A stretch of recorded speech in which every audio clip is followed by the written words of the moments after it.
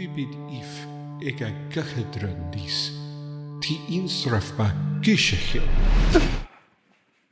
I'm here. I made it. Oh gosh, I have so much to tell you, but I gotta get cleaned up first. That's much better. The beard gets itchy after a while. That's why I don't wear it. All right. For a while now, I've been doing some field research on the Fey languages. It turns out there's a variant of the spell plane shift that will let you go to entirely different universes. And in a rush to escape some issues with a fairy queen, I may have done some universe hopping. Good luck I got it home this time, because I don't know when I'll be able to do that again.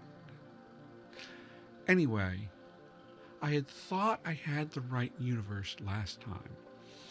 It was definitely an Earth, but it wasn't the one I come from.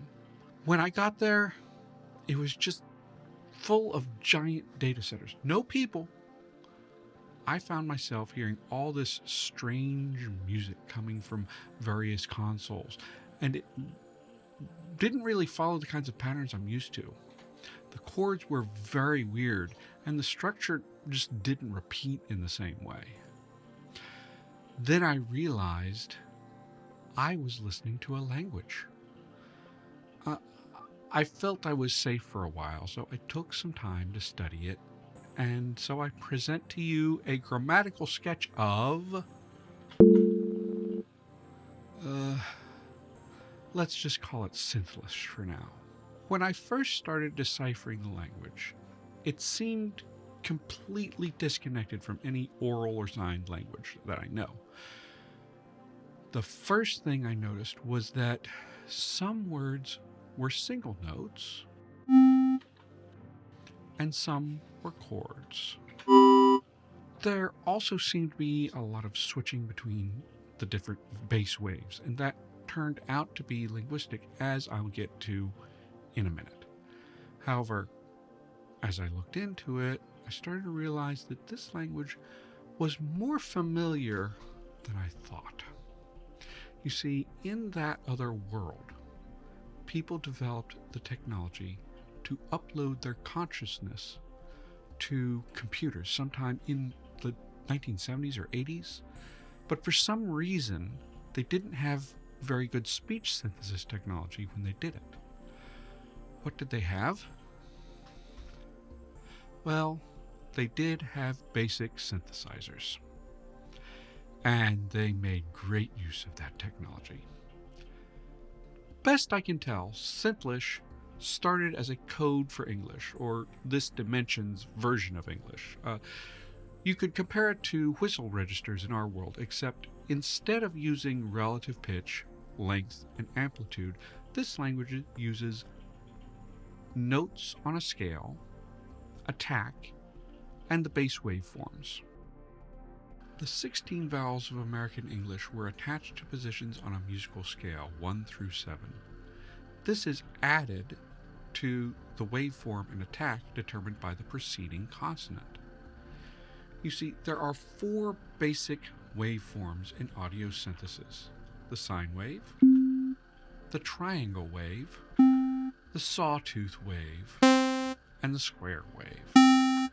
These 4 possibilities can be differentiated further by varying the attack, either a fast attack that results in a pluck, or a slower one that ramps up the volume more smoothly. If there is no consonant at the beginning of the syllable, the default is a slow attack sine wave.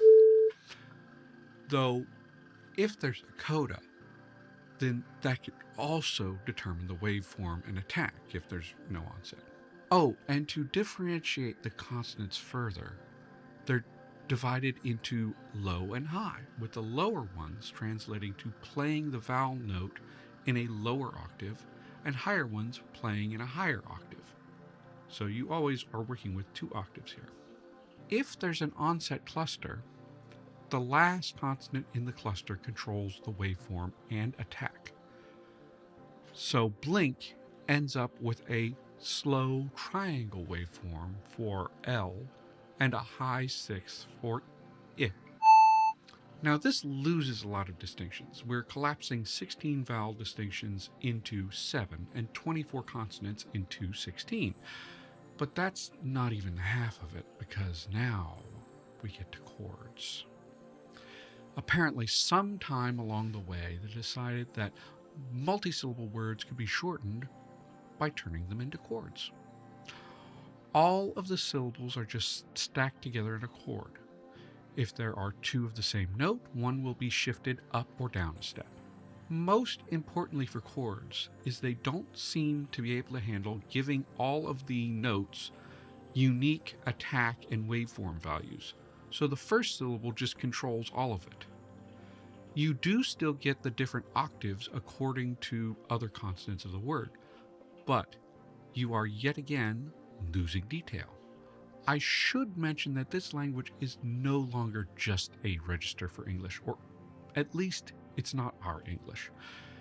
It's hard to know if these changes happened before or after Synthlish developed, but there are a few notable differences.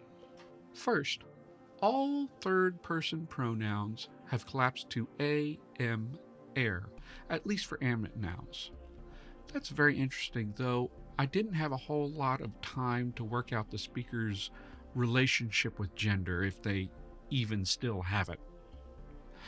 Another curious feature is that many verbs have evolved into or been replaced by phrasal verbs that got then stuck together in a unit, leading to some interesting object marking. For instance, eat it is, which seems to come from chomp it up, and that can be inflected for other forms like chomp me up or chomp you up. This kind of reminds me of another universe I encountered where English phrasal verbs went in a different direction.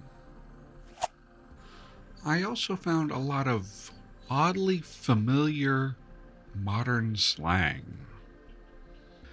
Some of them have shifted. For example, pwn has expanded from just defeating someone into all other senses of own, probably influenced by the fact that the original own would have merged with no. But then there are things that can only have happened after synthification. For example, since all codas were lost, they also lost the plural suffix. So if a single note noun is plural, it's reduplicated, usually into a triplet. If it's a chord, then it's arpeggiated. The chord is broken up and given at least 2 cycles. You can also use strategies like this for more emphasis. Usually a word will be stressed by just making it longer or louder, but if you really want to draw attention, you can reduplicate it with an ear-catching pattern. Or for chords, you can arpeggiate them with an additional pedal tone in between, generally the first degree in the upper octave. There's also an augmentative formed by playing the 1 on the octave below the 2 octaves that you typically use, and a diminutive formed by arpeggiating the word 2 octaves up. You may have noticed that I never refer to notes by their letters like C, A, or B flat, but first, the second, the seventh. Well, the fact is that this system allows people to choose their scale and key. So a word may sound different in a major or a minor key. But it doesn't stop there. Any 7-note scale is available, including all the modes available in Western music. You can speak in major or minor, sure, or you can be a little bit cute with a Lydian, sound angry or dangerous with a Phrygian. If you want to be real nasty, you can even talk in Locrian. If you're talking about eldritch horrors or something. Heck, I think many Middle Eastern scales would work as well, but I don't think I encountered those. Anyway, I've prepared a little sample here. In fact, you may have already heard it in the background. I'll just take off the filter and the reverb so you can really soak it in.